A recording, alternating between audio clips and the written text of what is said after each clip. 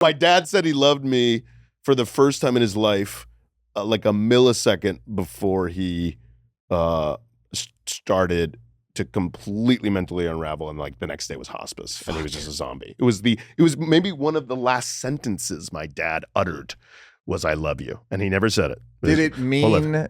Did it?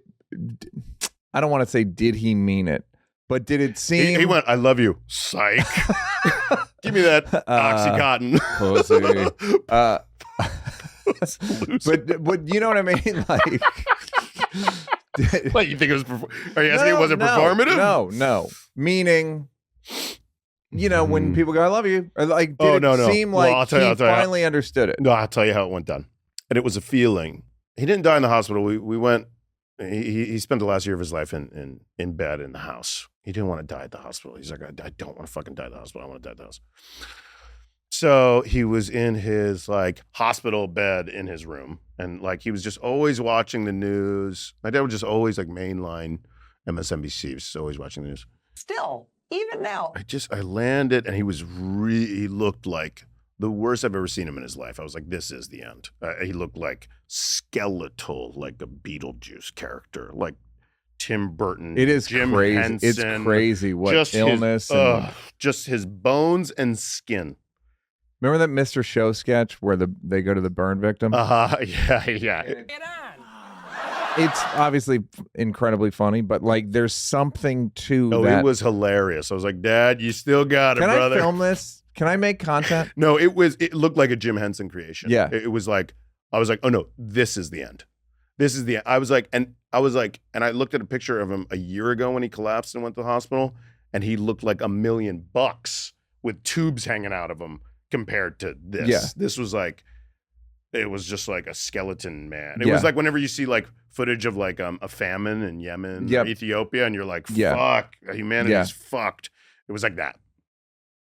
So I knew it was the end. So I get in, I fly in, and I was like working all week. I would like work Monday through, it was miserable. I'd work Monday through Friday, then I'd get on a plane, land in Florida and on a Friday night and go right to him and like just hang out there all weekend. And then like Sunday night, Monday morning, fly back to work. And it was tough. So I'm sitting there, and I just got the impetus. I'm like, I'm turning off the fucking TV. Like, we never talk. He's very like emotionally repressed and hard to communicate with. And I was like, I'm just turning off the TV. Like, let's talk. I don't know. It's awkward to just stare at my dad and talk. Yeah. And I turned off the TV, and he just like looked over at me, and he smiled, and he went. And he had no energy. I mean, he's on death's door. He just went, I love you. And I went, what? And he goes, I love you. I never meant to upset you. I love you. And I burst into tears. Of course. I burst into tears. And he goes, can you call my nurse? And he was almost like childlike. You know, when people start dying, they like unwind back into babyhood. And he goes, call my nurse over. I was like, I go to his nurse. I was like, hey, come over in the room. And he went to his nurse. He goes, and he started bawling, crying. He goes, why is my son crying? I just told him I loved him. And I was like, I'm crying because I love you too. You've never said it. And he was like, I love you. And I was like, I love you. We started like screaming it at each other. And it was primal. I have goosebumps talking about it. I'm like choked up talking about it. Bawling, crying. We're both bawling, crying. His nurse almost starts crying. And then he went, and then like the beats back, we both calmed down, and he looked over and he goes, oh, my two friends are here.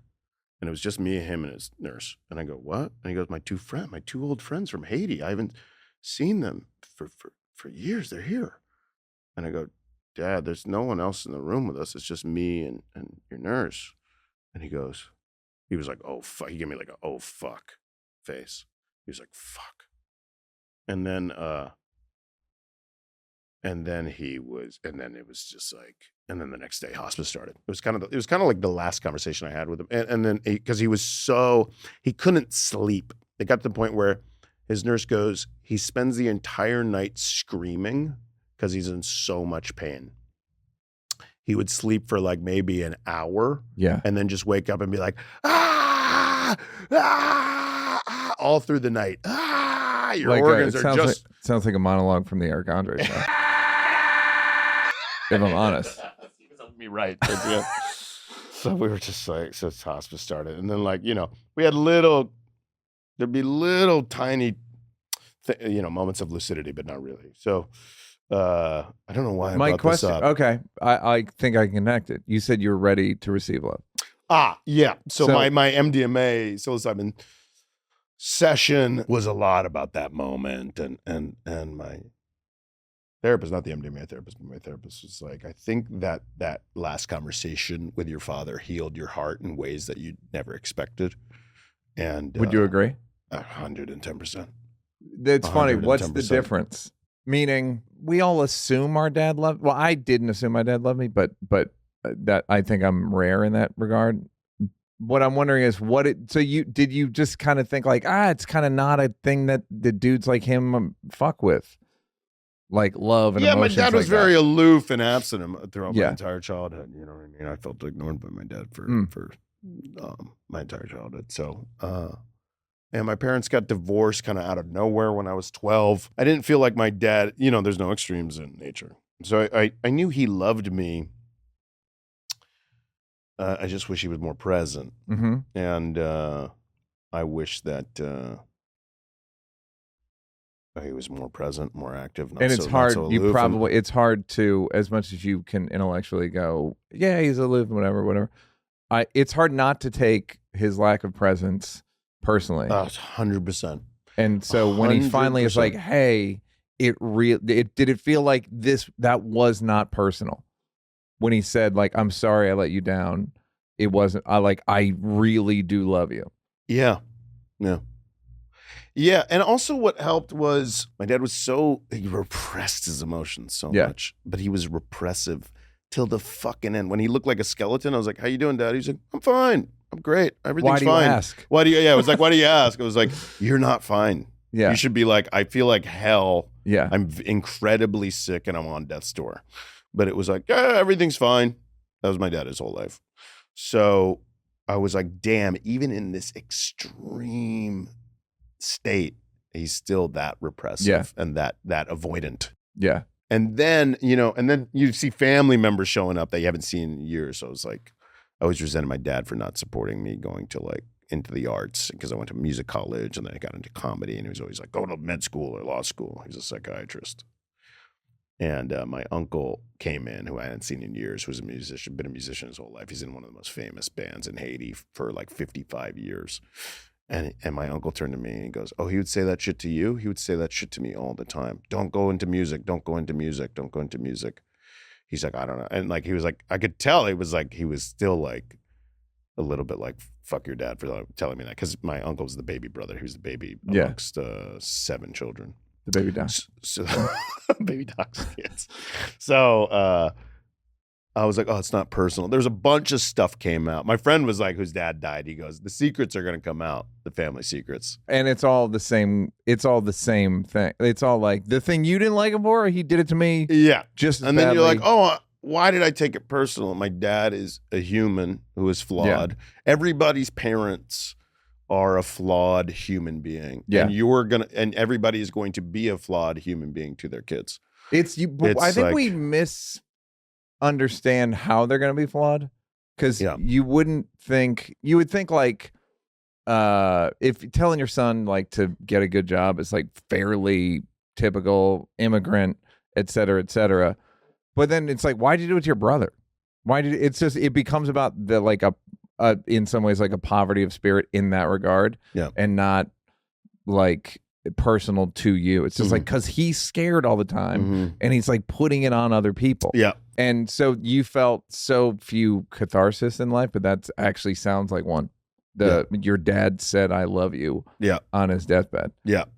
And bawled, crying like a child about it. And I don't think I ever saw my dad cry until that moment. Yeah. Even when he got I've heard him cry over the phone when he got the cancer diagnosis. I thought he won a radio contest. He was on the radio. I heard the 14th caller. It was Power 96, Miami's party station.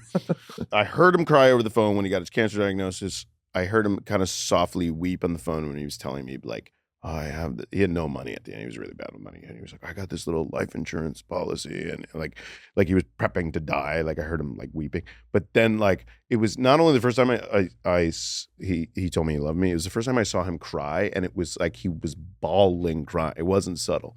So it was fucking intense. It was one of the most intense.